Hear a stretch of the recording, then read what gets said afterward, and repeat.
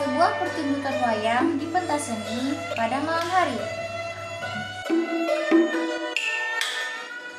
Jantung Joko berdegup kencang melihat wajahnya yang berkilau dengan kecantikannya yang memancar bagai berlian. Joko tidak melepaskan pandangannya darinya. Joko yang terkagum-kagum melihat kecantikan Mewang. Setelah sholat berjamaah, Joko selalu pergi membeli bakmi, dan kebetulan Mewang juga setelah jam selesai sholat maghrib, dia selalu beli bakmi juga dan menunggu bakmi direbus sambil membaca. Dan Joko memperhatikan Mewang dengan sangat kagum.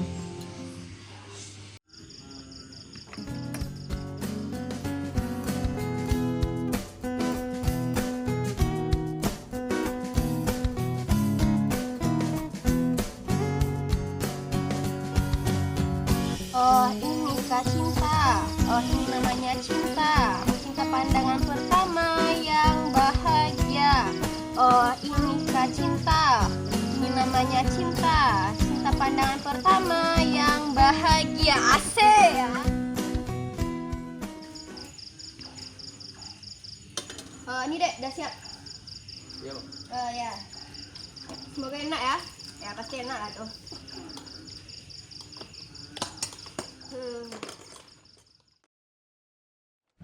Joko membeli bakmi lebih cepat sambil menunggu Mewang datang. Penjual menyadari Joko menunggunya. Dan pada saat Mewang datang, penjual mendekatkan Joko dan Mewang. Pak, ini satu bang. Satu bang. Iya. Tunggu dulu ya bang. Oke bang. Bang, bakminya satu. Bakmi satu kak. Tunggu dulu ya kak.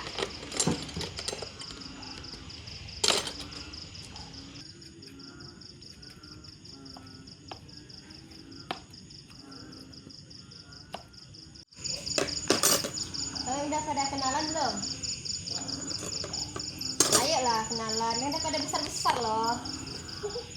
Janganlah malu-malu. Kalau ndak kenalan kalian ndak aku buatkan nih ha.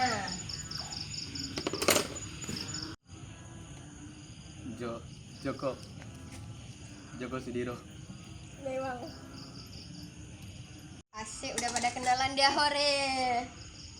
Nah, ha. Sehabis Joko kenalan, dia tak bisa tidur nyenyak gara-gara salting mengingat momen itu. Momen yang dia impikan ribuan kali dan terwujud.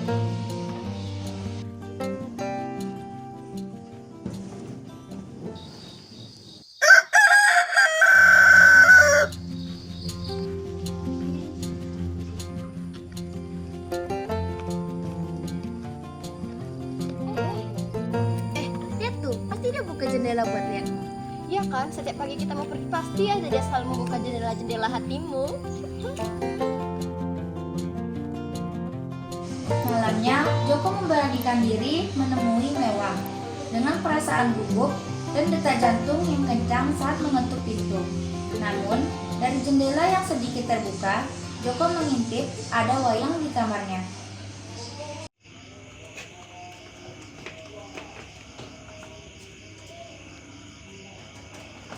Mewang.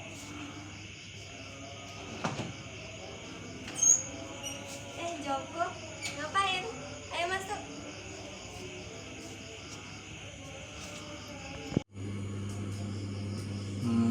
Wayang? Sorry nggak jadi deh. Hah? Oh, wayang potehi. Wayang Potehi. Baru pertama kali dengar. Itu dilarang. Dilarang.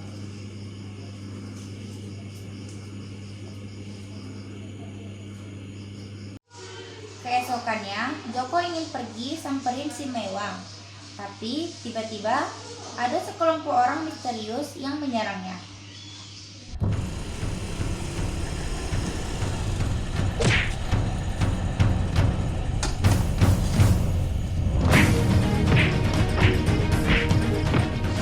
Malam itu, Joko diinterogasi. Tangannya terikat, jarinya sama kelingkingnya terluka. Tangannya terbakar seperti terkena api rokok, dan wajahnya memar.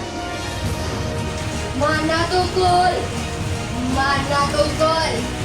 Mana biji tukul? Sakitnya. Kira-kira Mei lagi ngapain ya?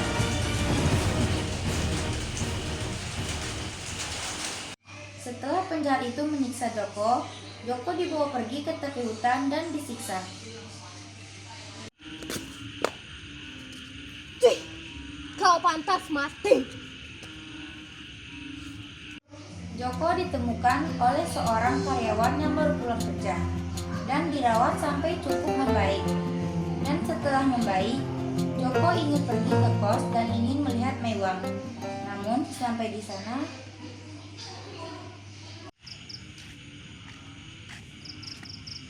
Joko. Ada orang asing ngusir Mei. dadanya terdengar sedih. Cinta sejati hancur oleh kerasnya kekuasaan yang daya bunuhnya sampai ke jantung perasaan. Untungnya, tak sampai sebulan, rezim itu tumbang. Tak ada lagi orang yang menangkap Joko, dan tak ada lagi orang yang mengusir Mewang. Lalu, Joko mulai mencari-cari Mewang kemana-mana. Berhari-hari, berminggu-minggu, bertahun-tahun, menggelandang seperti orang gila. Bertanya ke sana kemari dan pada akhirnya menyerah. Lalu Joko pergi membeli wayang potehi di kampung dalam. Katanya, di suatu tempat toko Sudiro ada menjual dan mengoleksi wayang potehi. Dan saat Joko selesai membeli dan keluar toko, lalu Joko melihat suatu yang mengejutkan.